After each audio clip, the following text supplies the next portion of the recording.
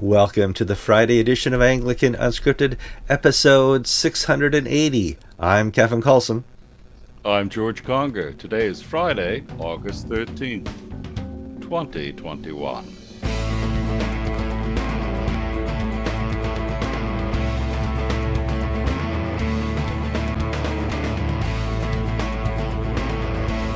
All right, welcome to another program of Anglican Unscripted. And let's get something right out of the way right now. Just click the like. Just boom, boom, smash it, click it, mash it, whatever you want to do.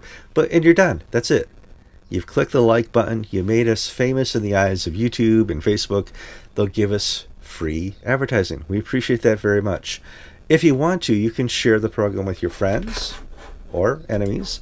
And if you want to even go further and be really a participant in Anglican Unscripted, go to the comment sections. Read the comments and add your own. A lot happens after we click the publish button. People go there and they leave their opinions, which we'll talk about later in a moment. If you have not subscribed to Anglican Unscripted yet, I really don't know what your problem is. You may want to seek some counseling or, I don't know. It's time.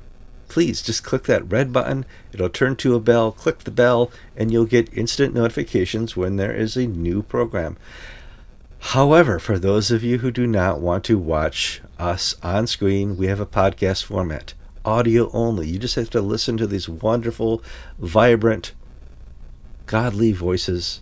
You go to the show notes on our YouTube channel and you will see a way to click up and sign up for the podcast. George, it's nice up here today in Wisconsin. It's 80 degrees, no humidity. I bet you can't say that where you are. Kevin, it's hot. It's Tarzan hot. It's jungle hot. I just want to sit against the side of the building with a sombrero pulled over my head and wait till the cool of the evening. We've got a new tropical storm coming, Tropical Storm Fred. It's going to hit at about 8 o'clock Sunday morning, just as we start worship. We're going to have the palm fronds flying everywhere. Mm-hmm. But right now it's bright sunshine, but also humidity, so that the heat index has been over 100 degrees every day this week. And just when you walk outside, don't want to do a thing. You can go to Starbucks and get an iced coffee. Or you can go to Dunkin' Donuts, another American coffee place, and get iced coffee. Can you get iced tacos at Taco Bell? I mean, what do you do when you're in the heat of summer down there, other than just sit in front of the AC? Not much.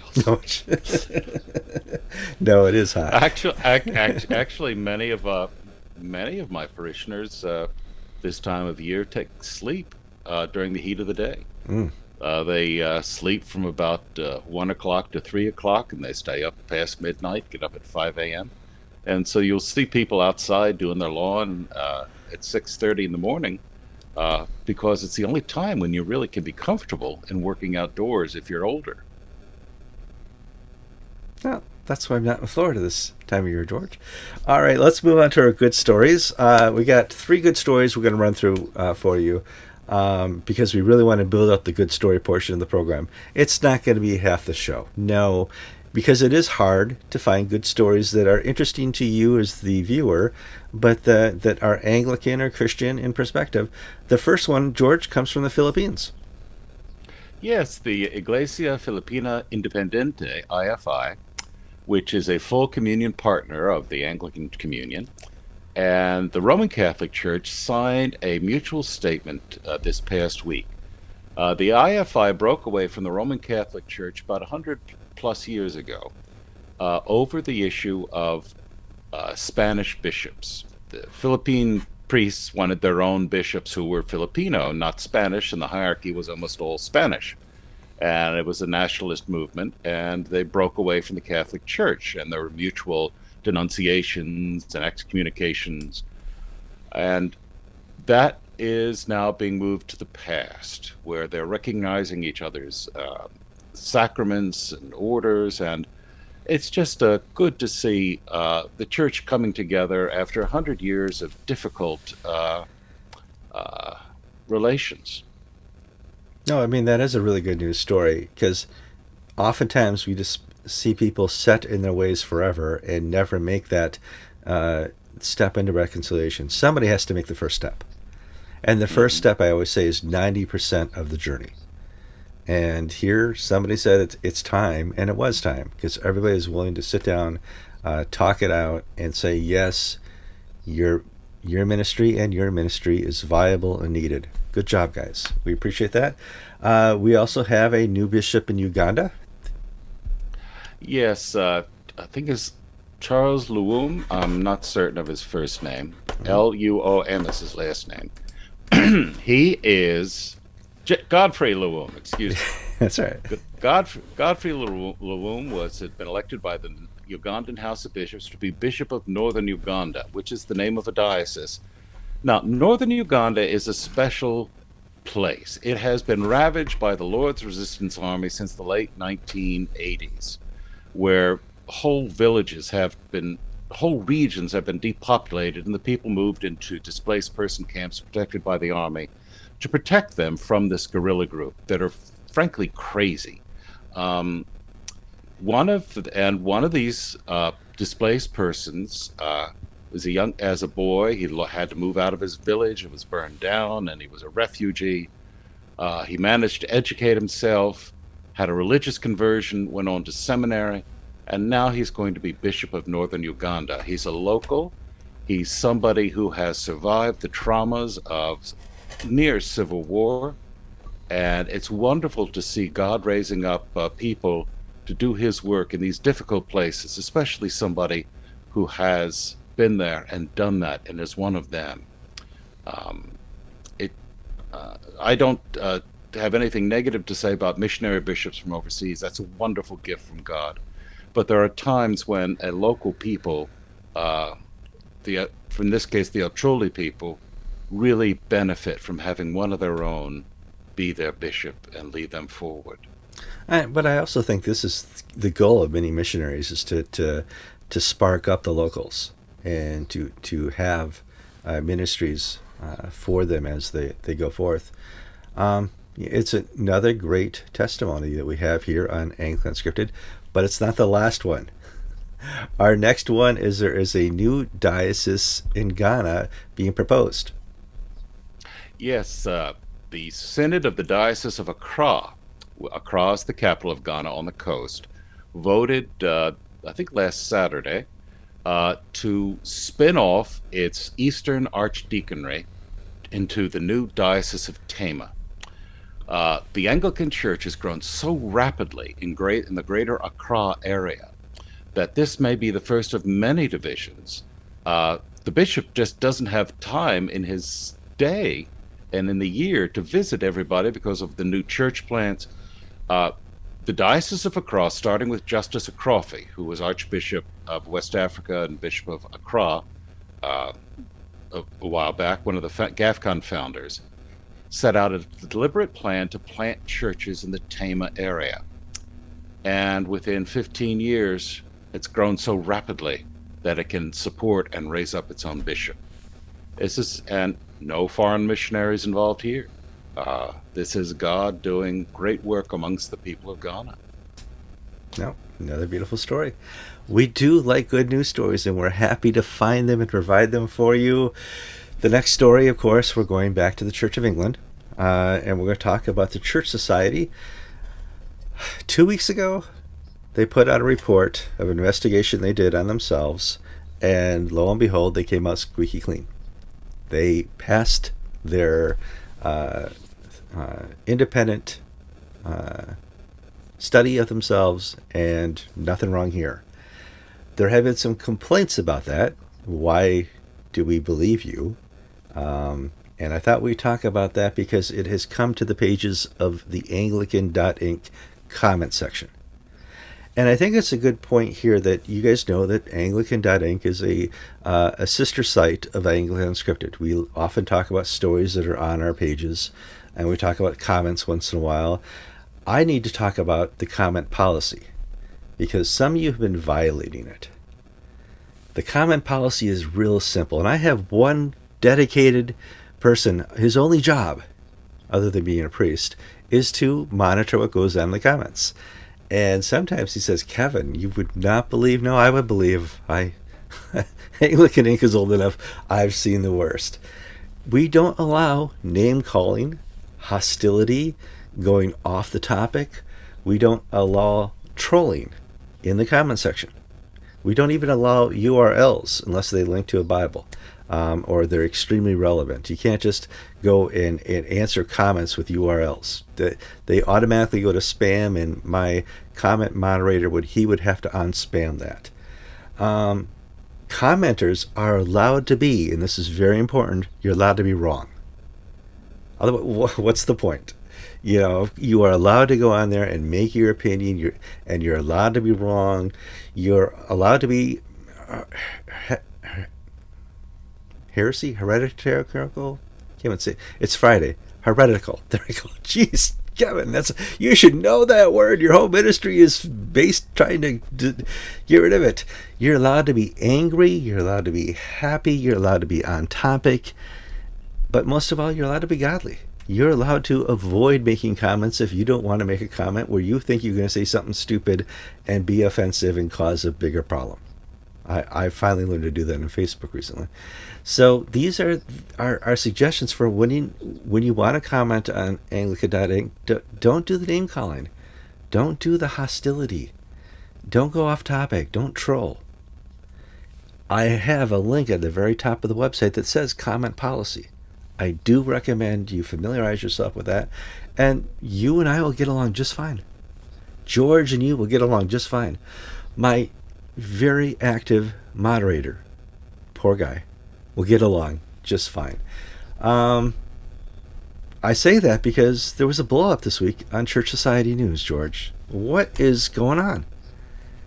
Well, I received a number of emails from people, some from strangers, some from people who I know very well and really trust their opinions, saying this Church Society report's not entirely straightforward. There's more to meet the eye. And the question was, why did you post it? Well, because it's a press release. Mm-hmm. And it's labeled as a press release. And it's labeled under the name of the author or the head of the Church Society Legatus.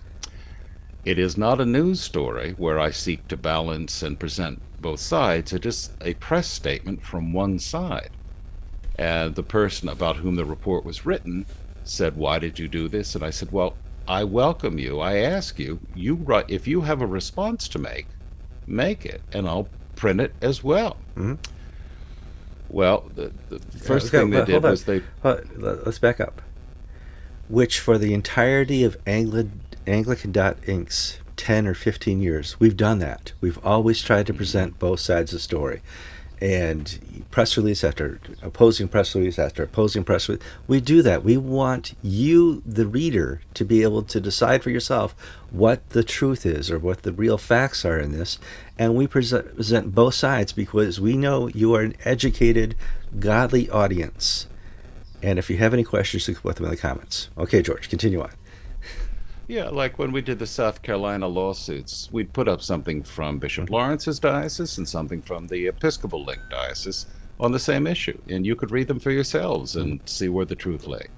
On Anglican Unscripted, we'd tell you what we think. But Anglican Inc., we'd allow you to make up your own minds. Well, in this particular case, the offer was made, tell your story. And the person decided to respond not with a story, but with comments. The first was just a URL with nothing else. Well, of course, that'll automatically get canned. The second was a personal attack on another commenter that was inappropriate. We don't allow you to... we'll defend your right to be stupid to the death and to be wrong to the death. But we're not going to tolerate you being slanderous. Well, yeah, I mean, basically impugning the motives and character of other people in comments that you only know through the comments. Yeah. And the third thing was sent to our moderator sent this to Kevin and I. What should we do about this? The person made some preliminary remarks and then made a statement that I can see why some people would hurt themselves, and I think I'm going to do that too. They made a statement of self-harm. Mm-hmm. And Kevin and I said, well, we can't print this because, it's not right to do so. And I immediately, as an Episcopal priest, if someone makes a statement of self harm, it is I've been told from the very beginning I cannot decide on my own if they're telling the truth. I need to pass it to the relevant authorities to find out, is this person exaggerating? Is this person about to kill themselves? I can't make that decision. And even though this was a person in England, I still can't walk away from it. Because Anglican Ink's not a bus station where you can write on the walls and it doesn't matter. We read, and we try to be godly and Christian. So I wrote to the bishop of the person, and that bishop acknowledged immediately and said they would pass it to the safeguarding team and the appropriate local authorities. And I wrote back to the person saying, this is what I've done. And they took my email and put it all over Twitter saying what a horrible human being I was because now I was re-abusing someone and all this and that.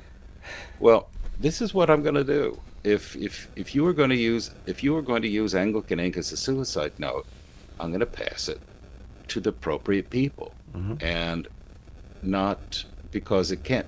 My conscience will not allow me to just walk away. Well, nor your role. There is a procedure. For the last 3.5, 4 weeks, all we've done is talk about procedure because some dioceses around the world haven't followed their own procedures and got in trouble. Anglican Ink and Anglican Unscripted and Anglican TV ministries, we follow procedures. And one of them is if you make mention of self-harm, we're obligated by Anglican TV and by Georgia's Episcopal Church to contact a number of years ago. We had a commenter write to me privately and say they were abused by an Episcopal priest when they lived in Atlanta. And I said, and they gave me the person's name. And I said, okay, I have to write. And I wrote to the canon to the ordinary, the intake officer of the Diocese of Atlanta, saying this person has made this allegation about this, and this happened in the past. It was a historic abuse. It's not ongoing. And Diocese of Atlanta, and I sent it via certified mail, return receipt requested. Didn't get an answer back. And so I followed up with my canon to the ordinary in Central Florida, who called up to them, and it was passed back to me that, well, this priest, though he worked in Atlanta, was a priest of the Diocese of Georgia. And so I wrote to the Diocese of Georgia, and I've not heard anything further because the guy has since died. And so what I'm saying is I cannot be your advocate and prosecutor beyond a certain point, but I will do everything I can within my system to make sure that I am honoring the canons and the dignity of the people with whom I am involved. So, do we know what the true story is out of the Church Society's report? No, don't. There's lots of different opinions. It would be nice if somebody who has a different opinion could cohesively write up something that we could put on Anglican.Inc. That'd be kind of fun to hash out the stories, because there's always a bit of truth in everything. There's not a gospel statement. Don't go taking that. No.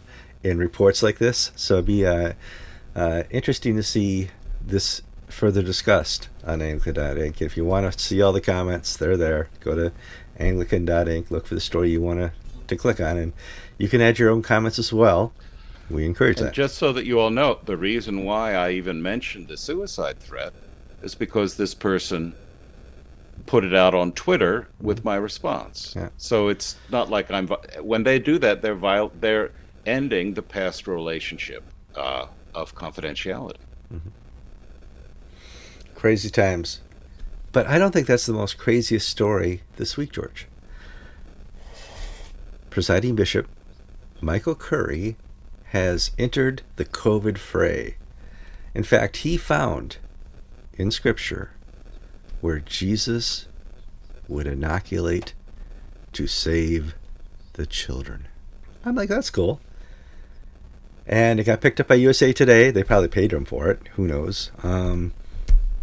let's talk about it. Your presiding bishop is quite convinced that there's a scriptural relevance to getting vaccinated to prevent COVID from spreading amongst the earth. And great. George, great, great, great. Well, it's one of these things where I agree with his conclusion, but I don't agree with how he got there. Michael Curry is saying that, you know, put aside your pride and be humble and get a vaccine, even if you don't believe it. Do it for the other person. At the end of the day, that's, you know, basically what I believe. I mean, I may not know what's going on, but I'm not going to put my rights above the needs of the community. And hey, if I get sick, I got great insurance. Well, and same here. I mean, I have nothing against the vaccine. I support your right not to get vaccinated. I encourage Yes. you to get vaccinated. That's no further. No, not that's where I draw the line. Do I want to talk to you about, your politics on vaccine? No, that's just my two statement opinion on being vaccinated. That's it. Yeah. And in our church, all the staff are of sort of one mind. We all independently got vaccinated. Yeah. But I've told the congregation, you're welcome here. You're welcome to worship here if you're vaccinated or not vaccinated, if you're wearing a mask or not wearing a mask. Um, you're an adult. The decision is yours. You should be able to weigh the risks for your own particular circumstances and health. If you have a terrible autoimmune disease, I would not. I would follow my doctor's advice and not get a vaccine. But if you're an 85-year-old woman who lives in a nursing home, I would get a vaccine because you don't know what you're going to catch from the next room. Well, Michael Curry sort of agrees with that, but he did it in such a way that my heart says, "Oh my God, we do it. What would Jesus do?" And Michael Curry, instead of looking at this through a Christian ethical stance, basically said, we do it for the children.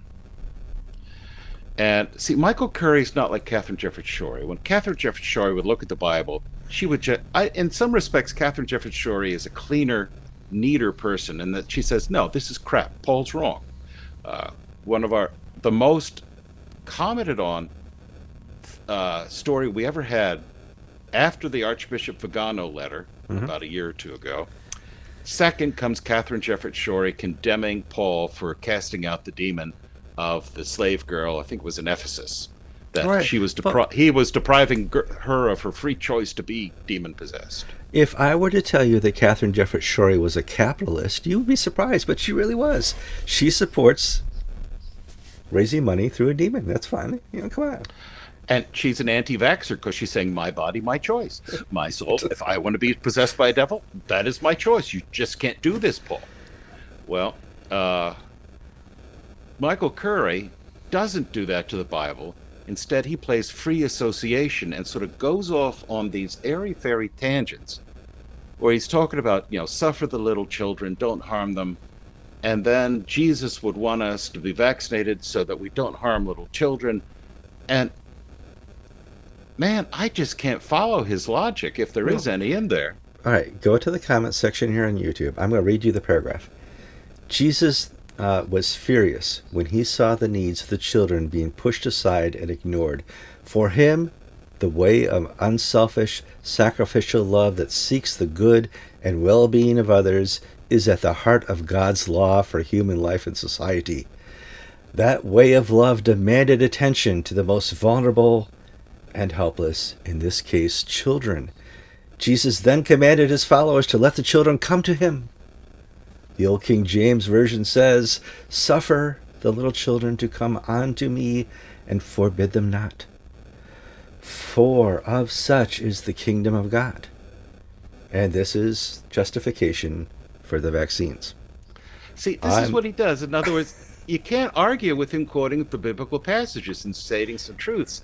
But then he goes off on these tangents that are unrelated to the scriptural readings that he's just given. And he finds in them things that nobody else seems to ever have noticed before. Wow. Because they're not there. They're not there. But Yeah, well, I mean, but Well, he means well, I guess, but And that's it. I mean, we are in a time when meaning well means more than facts, means more than truth, means more than anything. Meaning well is the new conjecture of truth. And Michael Curry means well, and he got published in the USA Today. And basically, if you're a priest getting published in a mainline newspaper, that newspaper is convinced you're not converting anybody to Christianity. So, hey, hey, hey, hey! I've well, written for all these newspapers. not as a reporter, I've not as a as a reporter, not as sure. an op-ed guy. No, if your op-eds are showing up in the New York Times or in USA Today or Washington Post, they know you're not converting nobody. Your opinions are safe. Oh well, George, do we have any other stories? I haven't even Yeah, I haven't we finished my want to coffee give a yet. we want to give a sort of follow up on the Truro parish meeting. Mm. Essentially, I want to put this story to bed. Um, on Yeah, August we 8th, want this to be our last talk until they hire a new priest. Go for it. August 8th, the wardens had a parish meeting. There were 100 plus people there. Multiple hundreds is what I was told. And they answered, and the warden spent the 3.5 hour meeting answering questions. And they went through the history, they went through what took place. And I'll just summarize quickly what the warden said. The history was that in 2017, Tim Mayfield, the who had been acting as a associate rector at the time, but has since been the interim rector, uh, groped two women. These were two independent actions. These women independently went to people in the office at Truro, but they didn't go to the right person, so it sort of sat for a while and eventually got kicked upstairs and an investigation was done. By this time, Tory Balcom had resigned and entered into the Catholic Church, and Tim Mayfield was the acting priest in charge, acting rector. So these happened before he became rector. Right. Okay. These happened in 2017. All right. And meanwhile, Mary Hayes had been brought in to deal with the fallout from the Tory Balcom affair because Tory Balcom left badly. Mm-hmm. He, Tory Balcom, went off to a conference in England with the Archbishop of Canterbury, and while he was gone, the other clergy and the parish staff wrote a letter to the wardens and vestry saying, this man is impossible to work with. He has an anger issues. He has language issues. And the vestry sort of looked into this, and when Tory came back, they asked him about it, and Tory said, fine, I'm leaving for the Roman Catholic Church. Well, hold And on, they hold spent on. 3 months. He just came back from Lambeth meeting with Justin Welby, and his first reaction is, "Fine, I'm going Roman Catholic." Yeah, anyway, and he didn't contest any of the charges. He just spent 3 months haggling over his severance.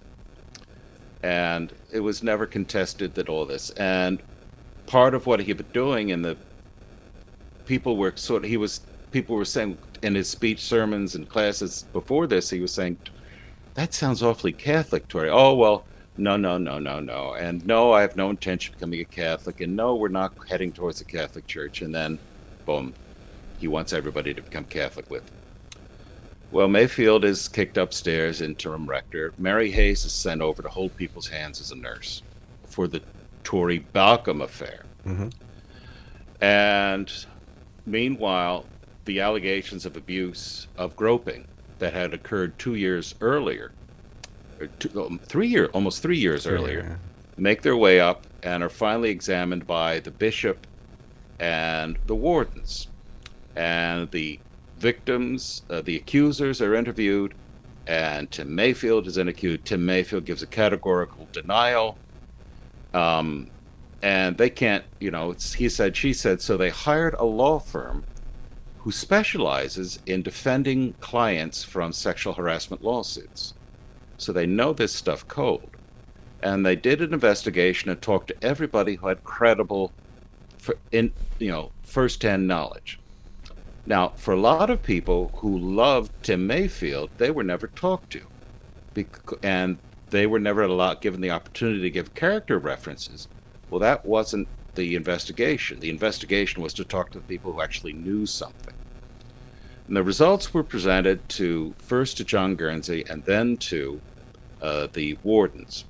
And the law firm found that Tori's claims were not credible, while the two women's claims were credible. And you said this Tory. was brought. I'm sorry, Tim. Excuse me. That's all right. Tim's claims. Too many T's in this Too story. many T's, I know. Tim's claims were not credible. His denials were not credible. The women's claims were credible. Mm-hmm. Simultaneous to this investigation, when all this started happening and Tim was sort of stood down by the bishop, everybody was asked not to interfere with the investigation, not to sort of talk up their side, and Tim Mayfield violated this. And he basically was building up his supporters into the congregation to help him fight for his job. Now, this is George speaking. In my opinion, even if these charges of groping were not true, that alone is enough to get you fired. Because what you're being a narcissist. You're putting yourself before the health of the parish. Yeah. It's a sort of behavior we see in bad divorces where the parents tell the children this or that, the other. Mommy doesn't love you, I love you. Yes. And so at the end of the day, the Tim Mayfield, who is not an active priest, he just holds a license. He's a Church of England priest. He holds a license from John Guernsey. That license was withdrawn, and he was asked by the vestry. He was asked by the vestry to step. But he was not asked by the vestry. He was asked by the senior warden to step down, and the vestry unanimously agreed upon his severance package and everything else. And then at the end of the process, 3 members of the 13-member vestry resigned because they said they just weren't convinced, and that they knew Tim and they just couldn't believe this was true. Mm-hmm. So what the emails I've been getting, I can't really fault what the parish has done, because they ticked off every box as they went along. You need to take in consideration that Tim Mayfield held a license. He's not an active priest. He's basically acting under license that John Guernsey can revoke at any time for any reason. That Tim Mayfield actually harmed his case by going out to doing a campaign. And I've talking to people, and this is what I'm told. Was I there? I didn't see him campaign. I don't know. I don't know this guy from Adam. But this is all the package that the vestry and the senior warden had to decide with Bishop Guernsey, and they decided Tim had to go. And Mary Hayes Mary Hayes is at retirement age. She's not angling for the job. She's just been kept on, basically as a nurse, to help this bleeding parish go forward. But you're not going to see any major programmatic changes or anything like that. No, I would not imagine she is in this job because she wants it. She's there to help, and it's hard to see. We see this from time to time in mega churches and the bigger churches. I could name a lot of evangelical leaders in the last 5 years who've stepped down and fallen down, and the church has just been destroyed. Here, we don't want the destruction. We want a godly reassertation, a godly find a new priest, and a godly continue on with the mission. Feelings are hurt here. We understand that. And I would ask the audience to hold up Truro and the vestry and the wardens and the future priest in your prayers. This is a chance to let's call Anglican Inc. one more time and tell them a third story. We don't want to report any more news on Truro. Okay, take your time, take your heel, put together your parish profile, find a priest, start over again. Yeah, the only thing I would add that came up at this meeting was that it was reiterated again and again the two accusers have not sought or been given a dime. The law firm said hypothetically, if these women came to us and asked us to pursue this case for damages, we'd take it because there's enough there that we're pretty, we get a percentage of the damages. This is a winner case. These women have not asked for money. They've just asked for an opportunity to be heard and for this to be resolved in a Christian way. Yeah. So it's not a case. It's not a Me Too case. It's at all.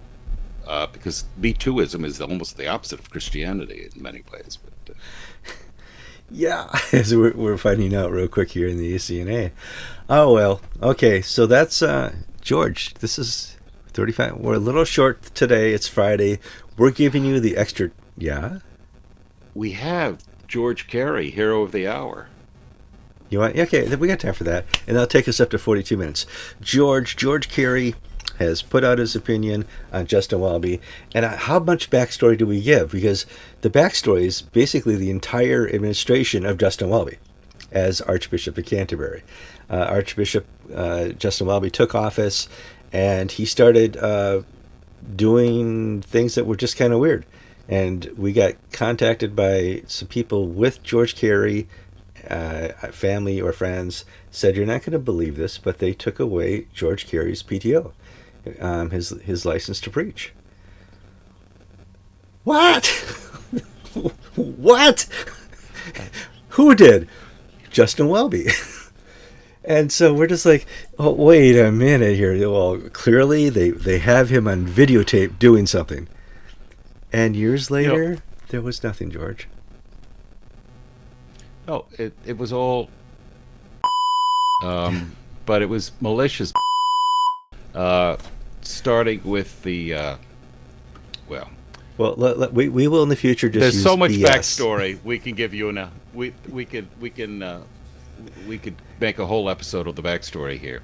But there's the Save the Parish campaign being run by Marcus Walker, the rector of St. Bartholomew the Great in Smithfield in London, which is pushing back against the planned further over-centralization, where programs are being pushed down from above and money is being starved from the parish system and being put into whatever the consultants and the MBAs are telling the bishops to do. George Carey entered the fray by sending a letter to the Save the Parish campaign saying the current leadership of the Church of England is doing an appalling job. Yahoo! George, tell it like it is. George Carey he's swinging with both fists, firing with both barrels.